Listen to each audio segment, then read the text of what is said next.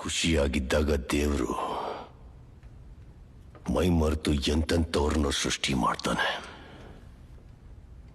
ಆದ್ರೆ ಕೋಪ ಬಂದಾಗ ಮಾತ್ರ ನನ್ನಂತವನ್ನ ಸೃಷ್ಟಿ ಮಾಡ್ತಾನೆ.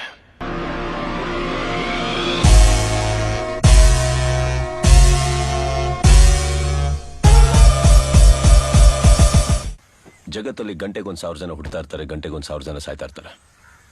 ಒಳ್ಳೆದಿನ್ ಮಾಡಿದವ್ರು ಮಾತ್ರ ಸದಾ ಜೀವಂತವಾಗಿರ್ತಾರೆ.